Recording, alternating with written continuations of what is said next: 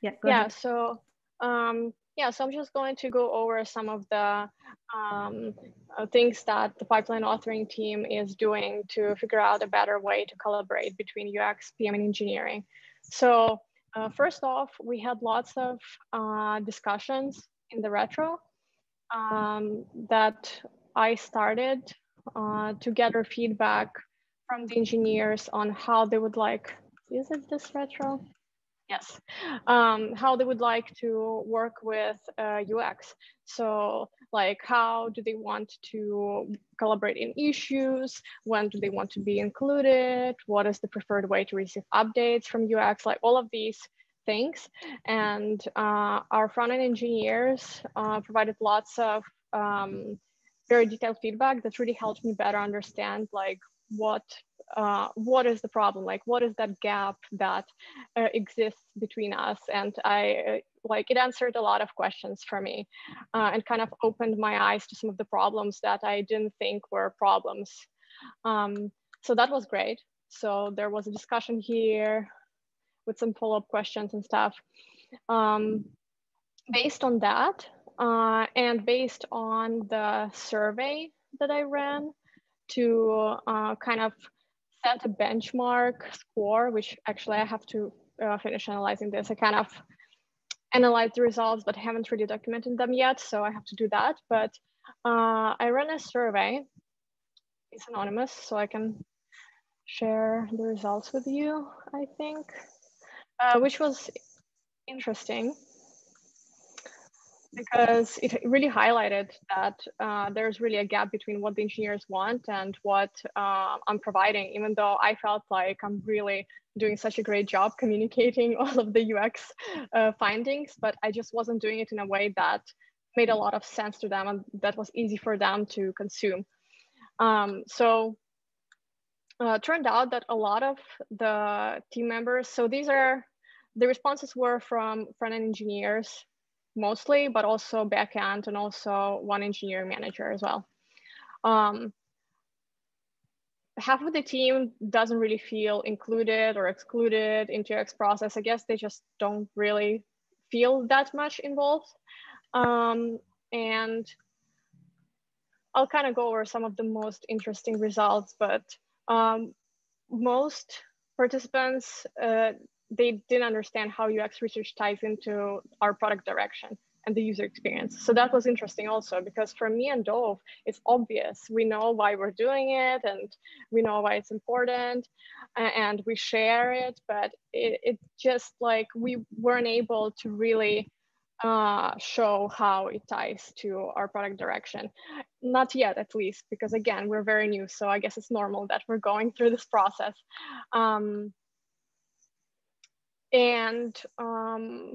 Yeah, so it turns out also we weren't including the engineers early enough. So specifically that goes for our front-end engineers. We would include them after we do like a first pass on a design solution or like a design proposal. And from there on, we would really include them and we would collaborate with them at that point. But they felt like at that point, we're already leading with some type of solution that we created based on the insights and the data and the business case that they don't fully understand.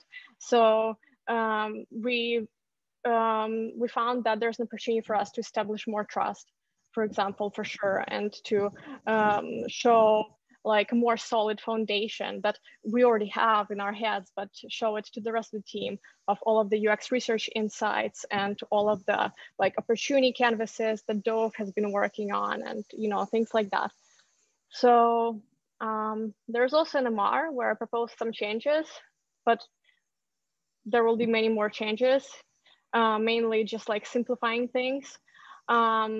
You can go over this MR if you're curious about like what are the things that I'm hoping to accomplish in terms of UX collaboration with the team. And there's an ongoing discussion here between the engineers and the engineering managers and Dove and I. If you have any comments also, feel free. Chime in if you have any suggestions for like what worked for you. So we're still in the middle of it.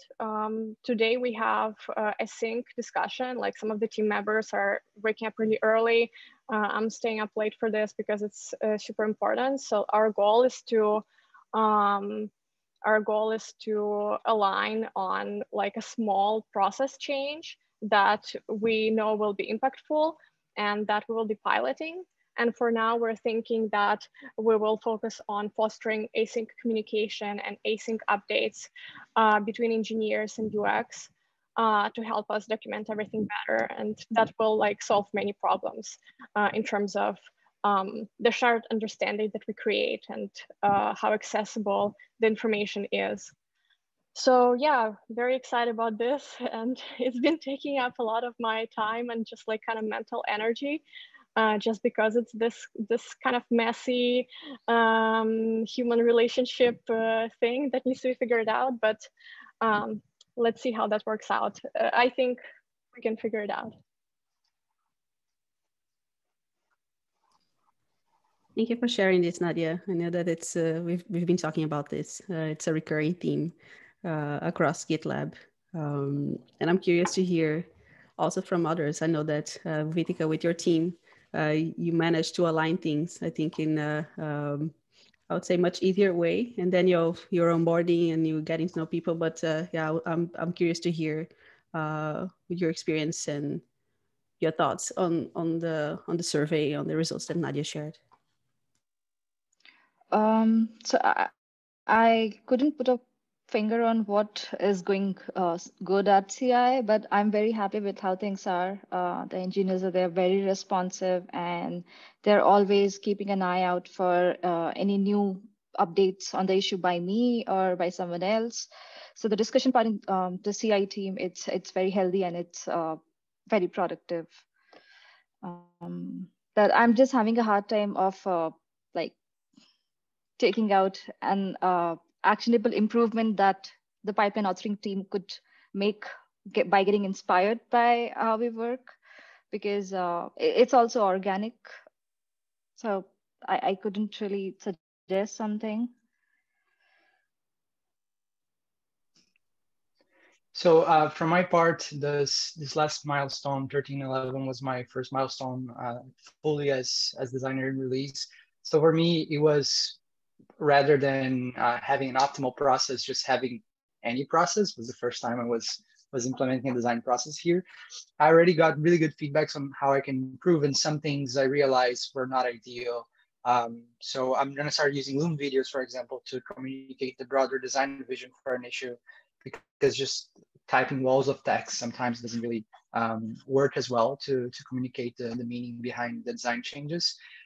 Nadia, I think it's really great how not only you had this initiative to improve the process, but also you used the design process to improve the design process. That was really amazing, the survey and everything.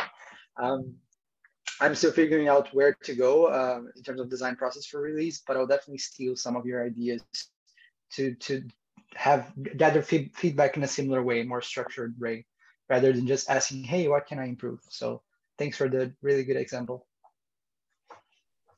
Yeah, I think my main learning from this whole process so far was that I should have run the survey like 1 week into the pipeline authoring team being born. Just maybe not this exact survey, but to better understand the background of all of the engineers and how they're used to working, to understand what gaps to expect and what gaps to kind of predict that they will form, because like this is their background and this is my background, so I could adjust earlier on. But yeah, better late than never. Yeah, that was actually going to be my point. I was typing this. I think a key element to success, especially for us that, we are all remote company, we are async first, is that whenever you join a team or someone new joins, get that person to a Zoom chat and ask, how do you want to work? What's your experience working with designers? This is what I do. This is what I'm expecting from you. How can I help? And I think a lot of times, especially that in teams where either they don't have a strong experience working with designers, but also where they are development first, right? In terms of they're led by engineering. So teams that are less mature in terms of design processes, etc. I think it's important that we take the lead and have these tough conversations with folks to build that bridge. And it's awesome that Nadia and also Dov, right, doing this conversations with the team, they really are asking, what do you want to see from us? I think that's also very important to connect with people on a personal level. And maybe it's something that, here I go, we can bring to the UX department, but not in terms of here's what we are doing, but how can we, if this keeps happening, if this is a recurring thing in other teams, here are a couple of tips that for designers, here are a couple of questions that we should be asking our peers, and I don't know, just have a framework to help others. Yeah, but it's a people issue. It feels like it could almost be framed as like a health check for the design process for a team. Like maybe you don't know what's going wrong, maybe you don't know what's less than ideal, but using some of these questions, you can start to raise the reasons why and find a solution. Right. Yeah, and on similar lines, I'm also thinking on about something similar, that I feel that everything is going fine, but I think this is a good reminder that we should be checking with our team. I mean, before something gets out of control, I would just keep checking if everybody's fine with the team process, or do some people expect some changes due to current circumstances or something. So we should be doing that more regularly.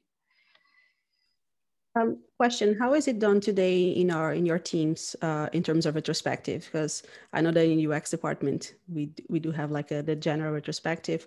My experience, for example, with the release management team was that the EM and also the PM would be the ones taking on the topics, right? The feedback from the engineering, the UX team, whatever, and creating action items for us for the upcoming milestone.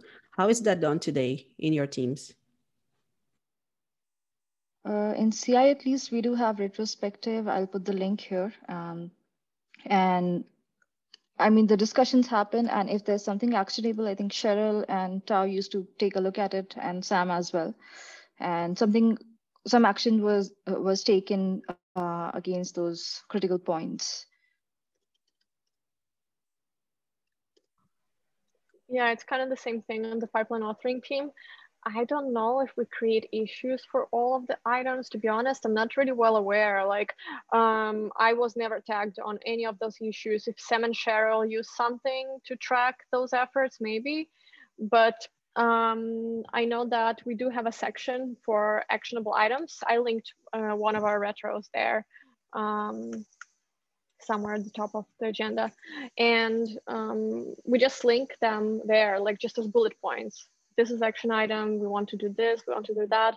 And then when we create the next retro, at that point we have a look at the previous retro and we see what happened to the action items. And then Sharon and Sam and Dove probably fill it out. I'm not sure who exactly is involved, but I know that Sam for sure shared updates on action items. And we had discussions about that in the weekly team meetings as well.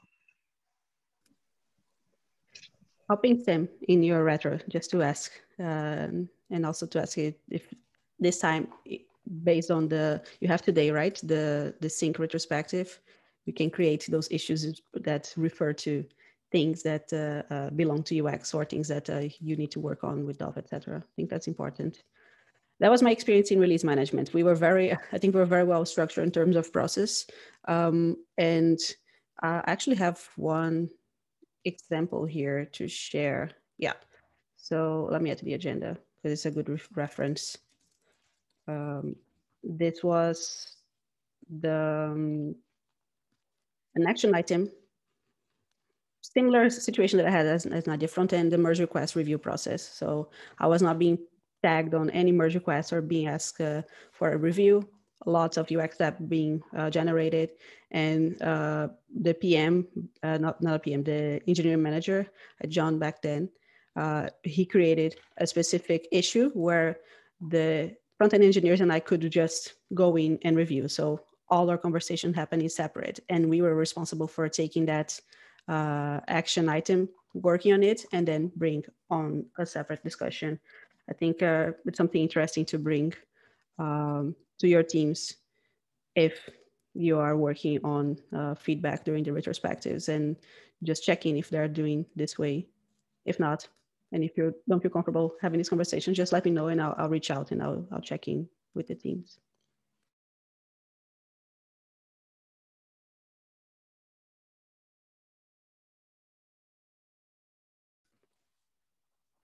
Awesome. Then I think, Vinika, you have the next point.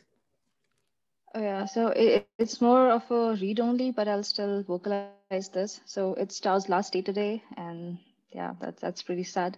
Um, and following that, there might be some changes that will take place in the CI design priorities. So I'll be having meetings with Jackie one-on-ones to discuss the UX priorities for CI. And a few things might change, but I'll try my best to keep everyone informed around those. Yeah, thanks for the heads up, Vitika. Have you seen? I know that is a bit off topic. Have you seen the planning for the next 3 milestones that Jackie already created? I have Planning been having a issues. look at that because I think Tao also created. I did not know that Jackie again created something. I'll check that out. I think it's the same, but I'm Okay. just gonna add them here so Yeah. you can see. Thank you so much. Planning. And of course, I think with that transition, I think it's important to remind all of us that transitions happen. And I think this team is a is a living proof of GitLab changing and people leaving and joining in a very short period of time. If anyone needs help, especially with these transitions, with the research, please let me know. I'm here to support you. I'm here to find the connections and trying to understand who can help you. We're not, I think it's important also to align that we're not asking anyone to do more stuff than what they already do today. It's all about realigning the priorities and figuring out what we can descope and to make room. So again, if you need help, let me know. I'm here for you. Thank you so much. Anything else before we jump to the fun stuff? Not that the other stuff wasn't fun. No? Yeah, I just want to ask if anyone has any fun plans for Focus Fridays. If you have been using or plan to use this Friday to work on either growth and development stuff or just personal stuff. For me, I'm taking this Friday to work on my upcoming week because I'm doing a lot of interviews for the testing and runner design role. So speaking with a lot of people, very time consuming, but also very tiring. So on Fridays, I don't have any interviews and I'm happy about that. But also in the afternoon, I'm studying Japanese because I feel like I haven't really focused on any of my not personal development as in GitLab, but personal growth stuff. So I'm taking the whole afternoon to study and maybe struggle a little bit with language learning, but it's always fun to me. Yeah. Daniel, I see you added us. Nice. Yeah. Yeah, I have a Hover conference this Friday, which I'm very excited about to learn some advanced CSS stuff. They have this weird dates. I think it's split within 2 dates, so it's going to be this Friday and then another piece later on. So yeah, really excited about it. We'll take lots of notes and share with you all. I think they will likely have videos up soon, so everyone will be able to watch it as well. It is awesome. And fun fact, Daniel and I met at the CSS conference in Amsterdam. So we're both CSS nerds. That's how it all began. Yeah.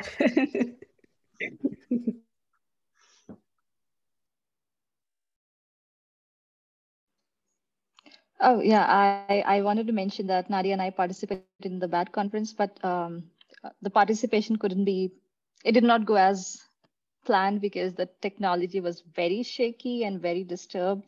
So even I really struggled. I thought if I have taken a leave, I would go through the videos as they go live, but it was just not possible. So even I'm working on getting the recordings and then going through them as Nadia is. Was it on their site? Their own infrastructure? Yeah. Yeah. Yes. Yes. I couldn't. I shouldn't say This is more being about recorded. it. Wow, but Yeah. if you couldn't follow it, then I think it's something that we should look into, or Yeah, we it should was a look bad into. experience. Mm, Right. mm. Oh, I'm sorry about that. That's shitty. I can say that. Yeah.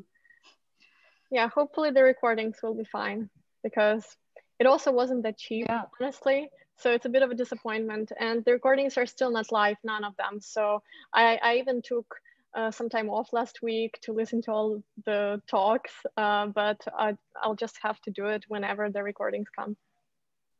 Hmm.